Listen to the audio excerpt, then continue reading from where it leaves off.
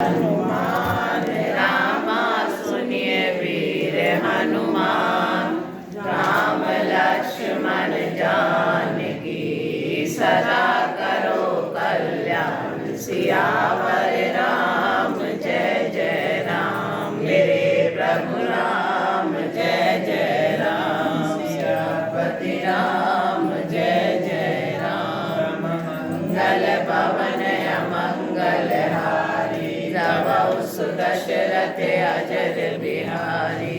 दीन दयाल विरद संभारी। हरौ नाथ मम संकट भारी। जय सिया राम जय जय सिया राम। जय सिया राम जय जय सिया राम। जय सिया राम जय जय सिया राम। जय सिया राम जय जय सिया राम।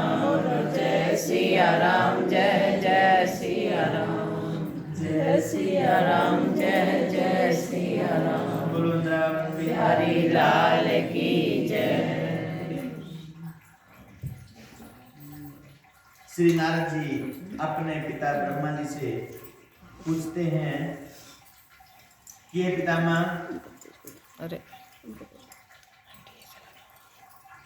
आप तो ज्ञानियों में सबसे बड़े ज्ञानी हैं। सभी वेदों के अर्थ जानते हो। मैं आपसे कुछ पूछने की इच्छा करता हूँ, आप हमें बताइए और सुनाइए कि पुत्र सुख बढ़ाने के लिए ऐसा कौन सा व्रत, कौन सा पुण्य, कौन सा दान, कौन सा तीर्थ किया जाता है।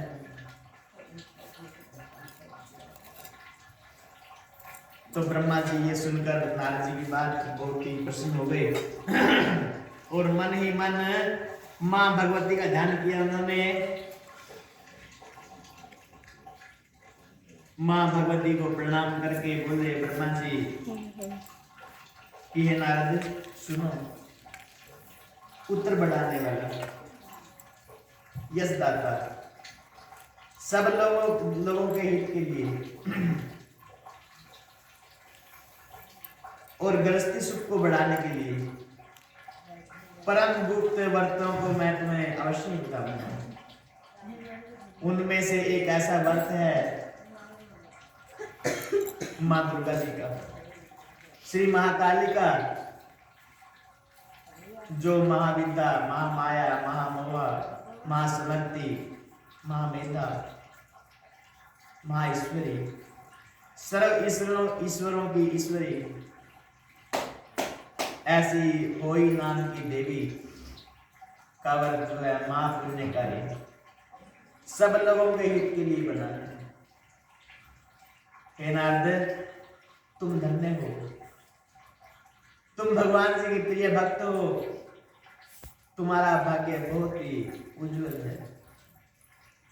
जो ये तुमने पूछने की इच्छा करी, जो मनुष्य इस कथा को थोड़ा सा भी सुन लेता है तो उनका जीवन सफल हो जाता है, उनका जन्म लेना सफल हो जाता है, जीवन धन्य है उनका। धन्य है उनके माता पिता जो कार्तिक स्नान करते हैं और कार्तिक स्नान में मंदिर में जाकर ब्रह्म मुहूर्त में भगवान विष्णु जी की सुंदर कथाएं सुनते हैं, उनका जन्म लेना सफल है। भगवान विष्णु जी उनके ऊपर बहुत ही प्रसन्न होते हैं। ये नारद, जो कोई भी भगवान विष्णु जी की सुंदर कथा कहता है और दूसरों को सुनाता है, उसके जन्म जन्म के पाप मिट जाते हैं। तो नारद सुनो, होई नाम की देवी कैसे पैदा हुई, कब से इसका व्रत होने लगा, कैसे विधि है इसकी, हम तुम्हें सब कुछ समझा कर कहेंगे।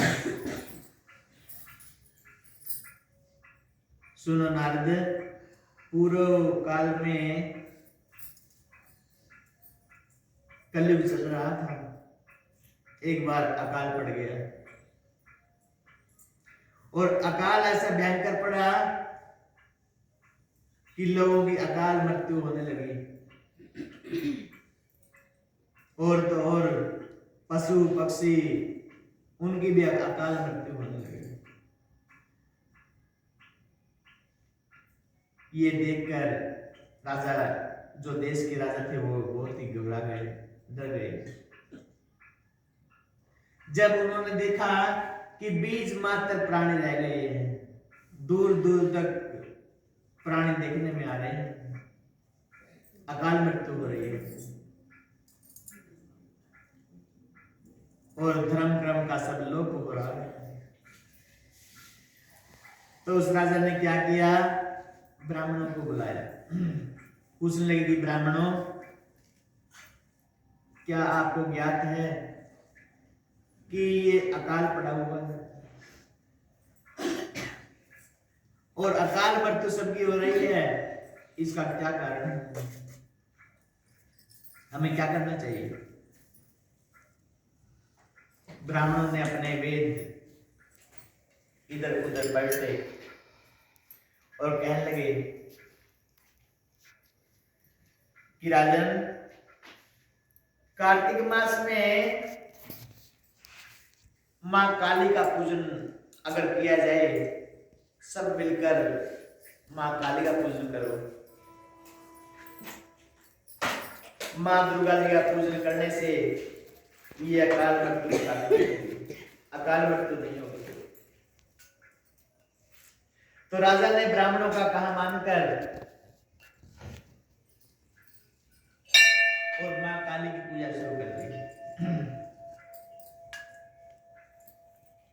जब सब ब्राह्मण पूजा कर रहे थे तो एक स्त्री वहां पर आ गई, बोलने लगी कि आप ये क्या कर रहे हो? तो ब्राह्मणों ने कहा कि मां दुर्गा जी का पूजन हो रहा है यहाँ पर। वो स्त्री भी वहीं बैठ गई, वही पूजन करने लगी। ब्राह्मणों ने पूजन किया, अच्छी तरह पूजन किया मां दुर्गा जी का। तो वहीं पर थोड़ी देर में क्या देखा ब्राह्मणों ने, मां काली खप्पर हाथ में लिए हुए वहां पर प्रकट हो गई और ब्राह्मणों के ऊपर प्रसन्न होकर बोली कि ब्राह्मण देवताओं, मैं तुम्हारे ऊपर, तुम्हारी पूजा से मैं बहुत ही प्रसन्न हूं। तुम वरदान मांगो मुझसे। हम गणों के साथ में आए हैं यहाँ पर, तुम्हारी पूजा से प्रसन्न होकर हमको आना पड़ा यहाँ पर।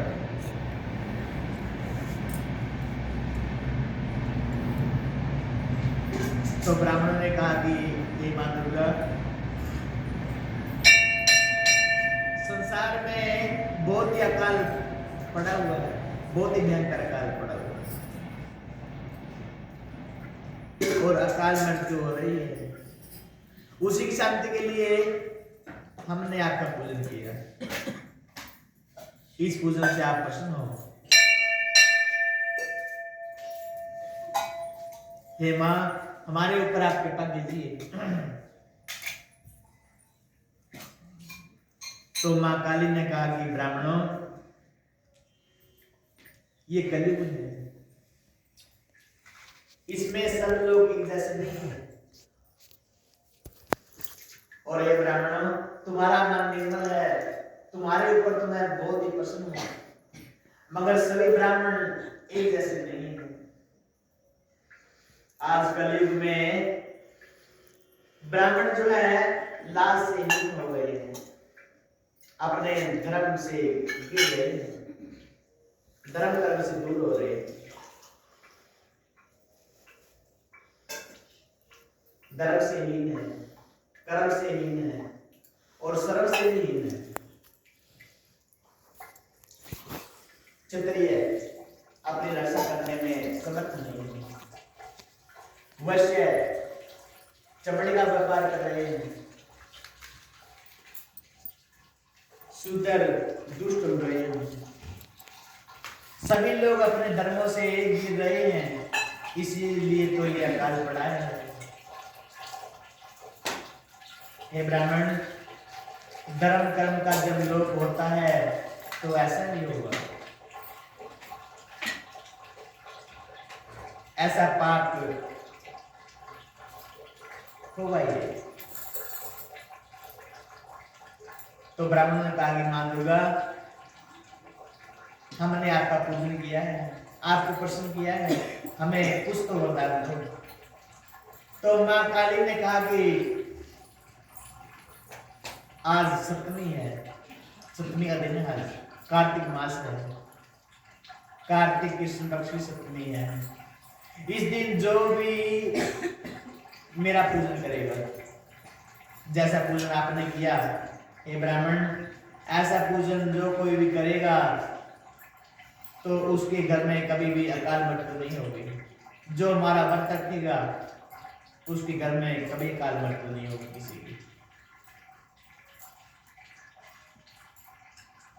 नियम आदि कोटि फलों को देने वाले हैं।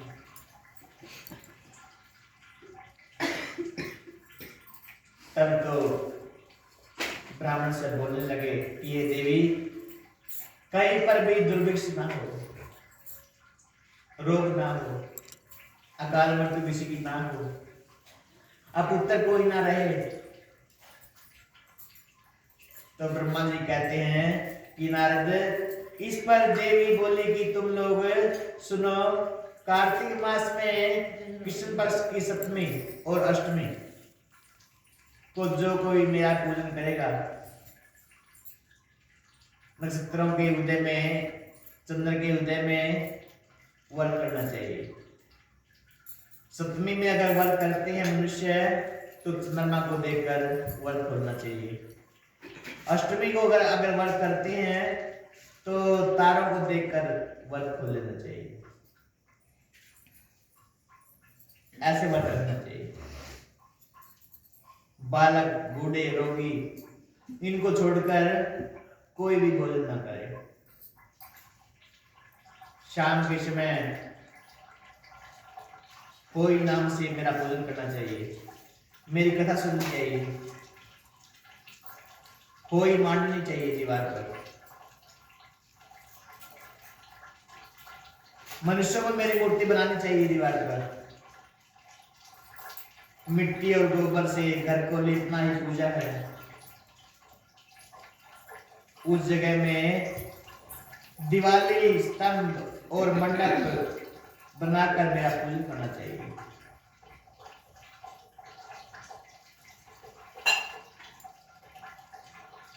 पूरी, खीर, धूप, दीप आदि से मेरा पूजन करे।